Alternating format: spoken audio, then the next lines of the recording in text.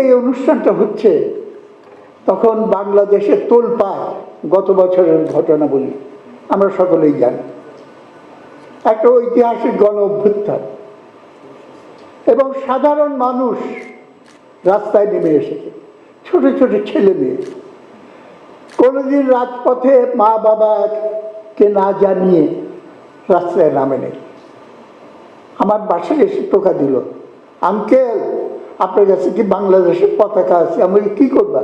ওই আমরা একটু মিছিল করবো। করলো। মধ্যরাতে দেখি দেয়ালে গ্রাফিটি আছে। আপনারা বলেন আমার কথা কি মিথ্যা? গ্রাফিটি যতগুলো ছিল ঢাকা শহরে কি ছিল লেখা? স্বাধীনতা এনেছি, সংস্কার আনবো। আর কি ছিল? ছিল মন্দির, মসজিদ, গির্জা ছবি এঁকে ওইখানে লেখা রাষ্ট্রসভার ধর্ম যার যার। কিন্তু এই চিন্তাগুলো এখন সরিয়ে দিয়ে অন্য ধরনের চিন্তা চেপে বসার চেষ্টা করছে। এবং রবীন্দ্রনাথের এই কবিতাটা নিশ্চয়ই জানেন, রথযাত্রা, রথযাত্রা মহা ধুমধাম, মাটিতে লুটে মানুষ করিছে প্রণাম। রথ ভাবে আমি দেব, পদ ভাবে আমি, মূর্তি ভাবে আমি দেব, হাসে অন্তর্যামী। আমাদের এই গণ অভ্যুত্থানের আসল নায়ক হলো এই জনগণ। এবং এই অভ্যুত্থানের নাম দেওয়া হলো সঠিকভাবে জনগণের আকাঙ্ক্ষাকে প্রতিফলিত করে, যেটা হলো বৈষম্য বিরোধী আন্দোলন, বৈষম্য বিরোধী গণ অভ্যুত্থান। বৈষম্য বিরোধী গণ অভ্যুত্থান যদি হয় তাহলে খালি একটা শব্দ উচ্চারণ করলে তো চলবে না। বৈষম্য কি, কেন, কি কারণে হয় সেইটা যদি আমি না বুঝতে পারি তাহলে পরে এইটার ইন্টারপ্রিটেশন এরকম হয়ে যেতে পারে যে ওরা এতদিন লুটপাট করেছে, আমি লুটপাট করতে পারি নাই, সুতরাং লুটপাটের ক্ষেত্রে সাম্য প্রতিষ্ঠা করে, বৈষম্য দূর করে। খুব দুঃখের সঙ্গে বলতে হচ্ছে, রোজার সময় আমাকে একজন ফোন করলো যে আমরা নতুন পার্টি করেছি, ইফতারে একটু আসি। আমাকে কোথায়? ওই ইন্টারকন্টিনেন্টাল। আমি বললাম ইন্টারকন্টিনেন্টাল অনেক টাকা লাগে, তোমাদের নামে দুর্নাম হচ্ছে, এটা টের পাও না? টাকা আসে কই থেকে? BMW, মার্সিডিজ ছাড়া চলতে পারো না। আমিও তো ডাকসুর ভিপি ছিলাম, তোমাদের তো অনেক বড় নেতা ছিলাম। আমি তো রিক্সায় চলেছি, আমি তো ট্রেনে চলেছি। সেলিম ভাই, আওয়ামী লীগ আর বিএনপির সঙ্গে টেক্কা দিতে হলে এইগুলো না করলে চলবে না। আমি বললাম এই টেক্কায় পারবে? দেবপ্রিয়র হিসাব অনুযায়ী শেখ হাসিনার 16 বছরে 11 লক্ষ কোটি টাকা না 28 লক্ষ কোটি টাকা লুটপাট হয়েছে। 28 লক্ষের সঙ্গে টেক্কা দিয়ে পারবে, নাকি দেশপ্রেম এবং আত্মত্যাগের প্রতিযোগিতায় তুমি টেক্কা দেওয়ার চেষ্টা করো? সুতরাং সংস্কার 3 রকম হয়, মনে রাখতে হবে। খালি সংস্কার বললে হবে না, আজকাল এটা সম্পর্কে সতর্ক থাকতে হবে। একটা কথা বেরিয়েছে, ন্যারেটিভ বা বয়ান। বয়ান শুদ্ধ করে বলতে হবে, বয়ান বললেই হয়ে গেল, ঠিক বয়ান বললেই বাকিটা হয়ে গেল। সংস্কার বললেই সব কিছু হয় না। সংস্কারের নামে নব সংস্করণও হতে পারে। আমরা নিউ এডিশন, নব সংস্করণের জন্য মানুষ রক্ত দেয়নি, এই হাজার হাজার মানুষ, তারা প্রকৃত বিকল্প, প্রকৃত সংস্কারের জন্য কিন্তু জীবন দিয়েছে। এবং সেই সংস্কারও 2 রকম হতে পারে। আমরা পরিবর্তন করব এই কথা বলে পেছন দিকে নিয়ে যাওয়ার চেষ্টা হতে পারে, সামনের দিকে নিয়ে যাওয়ার চেষ্টা হতে পারে। ওর জন্য সংস্কারের প্রকার, কি ধরনের সংস্কার, এইটাও একই সঙ্গে আমাদের উপলব্ধি করতে হবে। এবং সেইখানেই আজকে আমি অধ্যাপক সিরাজুল ইসলাম চৌধুরী, আমাদের সকলের গার্জিয়ান, বাতিঘর আমি বললাম, তিনি কিন্তু বলে দিয়েছেন সেই সংস্কার যেখানে সামাজিক মালিকানা প্রতিষ্ঠার দিকে আমাদের যেতে হবে। ফান্ডামেন্টাল কোশ্চেনটা তিনি রেজ করেছেন, এবং এইটাই হলো চাবিকাঠি, যেটা দিয়ে মাপকাঠি, যেটা দিয়ে আমরা পরীক্ষা করে দেখতে পারবো যে এটা কোন দিকে, সামনের দিকে না পেছন দিকে, নাকি একই জায়গায় ঘুরপাক খাওয়ার জন্য আমাদের প্রলুব্ধ করছে। আজকে পরিস্থিতিতে আমি মনে করি মানুষ যতটা রাস্তায় নেমেছে সেই পরিমাণে বুদ্ধিবৃত্তিক ইন্টেলেকচুয়াল কন্টেন্টটা যতটা হওয়া দরকার সেইখানে একটু ঘাটতি আছে।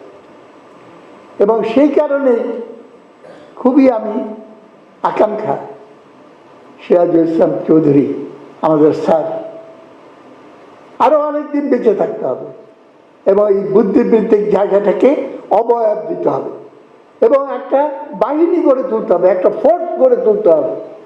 পশ্চিমা দুনিয়ার দিকে দেখেন, সারা দুনিয়া, পশ্চিমা দুনিয়া বলবো না, অনেক পরিবর্তন হয়ে যাচ্ছে। সেই আলোচনা আমি করব না, আমার নিজের কতগুলো চিন্তা আছে। একটা নতুন যুগে আমরা প্রবেশ করেছি, পুরানো শক্তির বিন্যাস পরিবর্তিত হয়ে গেছে।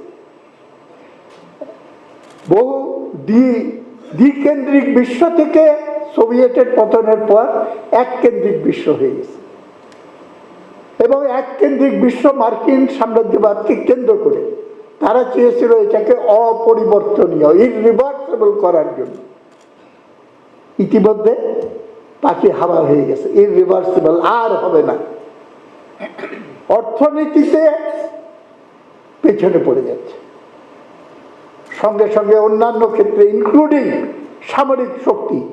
আপনারা গত 4-5 দিন বা এই সময়কালের ঘটনা দেখেন, ইরান, হামাস, ওই ইয়ামেন, এই মধ্যপ্রাচ্যের ঘটনাগুলো খুব কঠিন এবং এই জায়গায় নতুন কোরিলেশন অফ ফোর্স, নতুন একটা বিশ্ব পরিস্থিতির জন্ম দিচ্ছে, যেখানে আমাদের দেশের অগ্রগতিটাও নির্ধারিত হয়ে যাবে সেইটার আলোকে।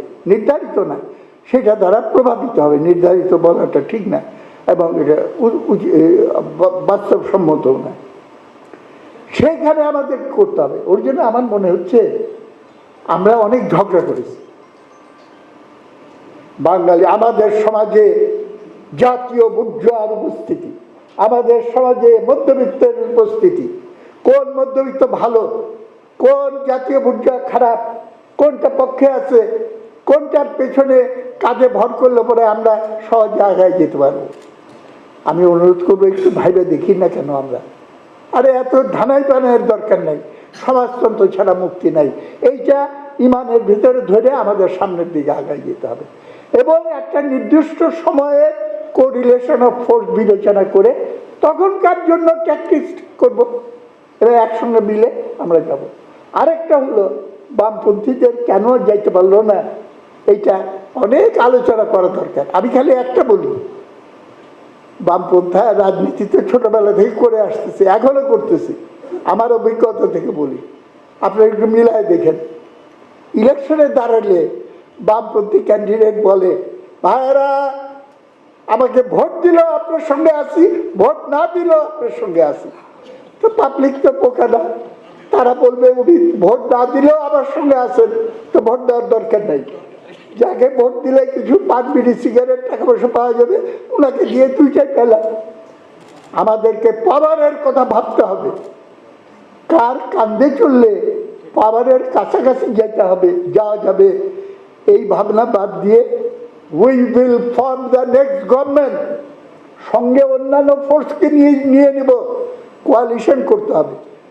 কাকে কাকে আমি টাইনে নিব এক জিনিস, আর কার উপরে নির্ভর করে আমি ক্ষমতায় যাব সেইটা হলো আরেক জিনিস।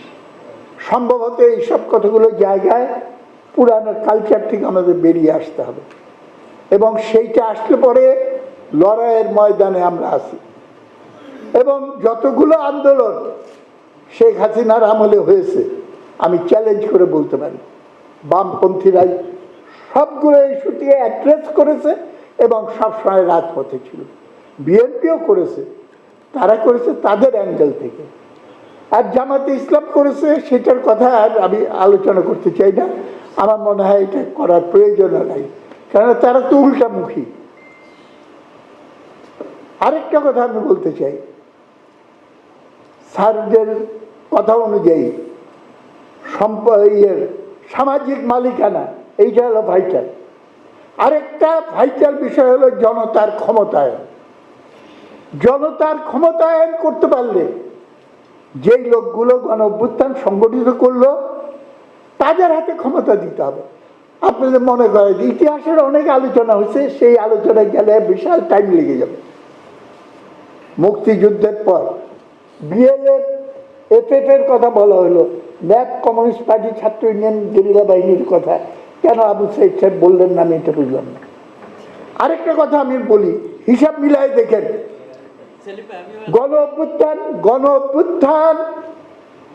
69-এর গণ অভ্যুত্থান 6 দফার ভিত্তিতে হয় নাই, এটা হয়েছিল 11 দফার ভিত্তিতে।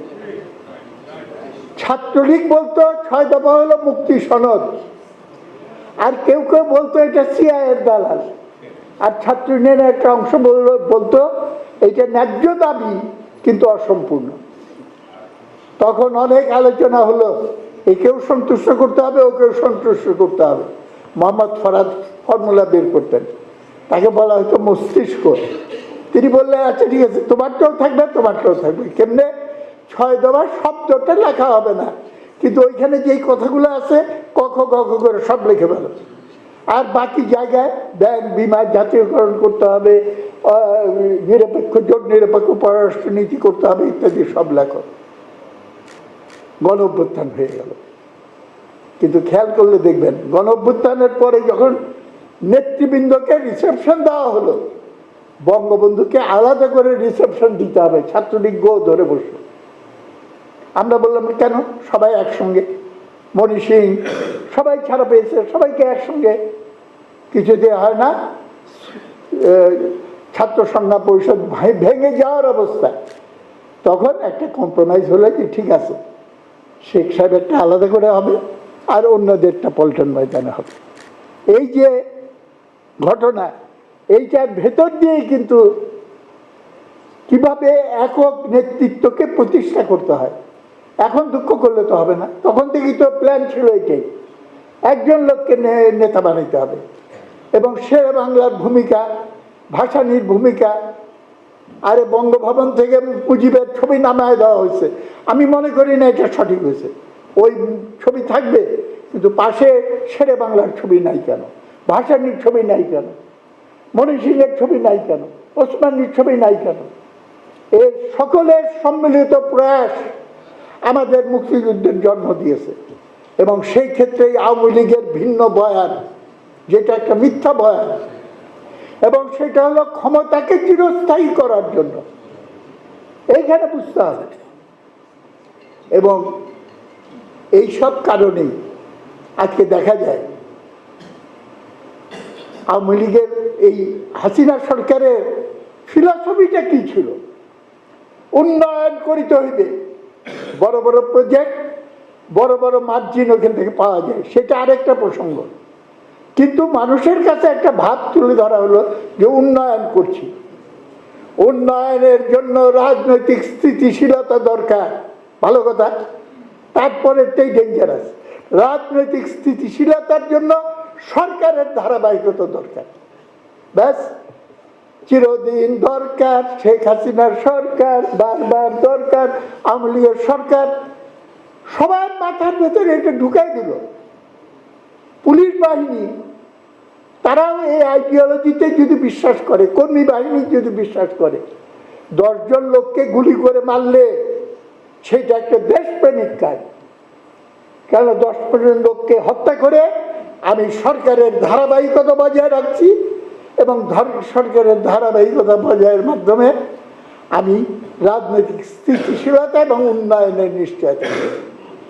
সুতরাং এটাকে পেট্রিয়টিক টাস্কে পরিণত করে দিল। এখন যদি কেউ বলে চিরদিন দরকার সংস্কার মার্কা সরকার, তাহলে তো একই জিনিসের রিপিটেশন হয়ে যাবে। নির্বাচন আগে না সংস্কার আগে, এটা খামাখা তর্ক তুলে দিয়েছে। সংস্কার শক্তিশালী করতে হলে জনগণের পার্টিসিপেশন লাগবে, জনগণের সম্মতি লাগবে, এবং সেইটা নির্বাচনী প্রক্রিয়ার ভেতর দিয়ে জনগণের কাছে নিয়ে গিয়ে সংগঠিত করে আরো শক্তিশালীভাবে আমি সংস্কার করব। কিন্তু নির্বাচন হইতে হবে অবাধ এবং নিরপেক্ষ। সুতরাং এই ক্ষেত্রে যেটুকু সংস্কার করা দরকার অবশ্যই সেটা ইলেকশনের আগে করে ফেলতে হবে, সিম্পল ব্যাপার। এবং খুবই একটা ডেঞ্জারাস কথা সেদিন মাননীয় প্রধান উপদেষ্টা বলেছেন বিবিসির সঙ্গে ইন্টারভিউতে, আরে ভোট টোট এগুলো দেখি, টাকা দিয়ে মানুষ ভোট দেয়। এইটাই যদি আপনার আন্ডারস্ট্যান্ডিং অ্যাবাউট ইলেকশন এবং আগামী ইলেকশন টাকা দিয়েই ভোট হবে, এইটাই যদি হয় তাহলে পরে তো আমি বলবো যে আপনি তো আসল জিনিসই বুঝেন নাই গণ অভ্যুত্থানে। যাই হোক, অনেক কথা আমি সবাই নিতে যাচ্ছি না, ইচ্ছা করে অনেক কথা বলার এবং বলা প্রয়োজন, আমাদের আলোচনা আরো বাড়ানো প্রয়োজন। এবং এই কথা মনে রাখেন, ছাত্র গণ অভ্যুত্থান হয়েছে, ছাত্র গণ অভ্যুত্থান দেখেছেন, সবাইকে উদ্দেশ্য করে বলতে চাই, কিন্তু শ্রমিক শ্রেণীর গণ অভ্যুত্থান এখনো দেখেন নাই। আমাদের দেশকে বাঁচাইতে হলে সেই শ্রমিক মেহনতি মানুষের একটা নতুন গণ অভ্যুত্থান অবশ্যম্ভাবী, আমি চাই আর না চাই সেটা আগামী দিনে আমি চোখের সামনে দেখতেছি। কিন্তু তার আগে শ্রমিকদেরকে সচেতন করতে হবে।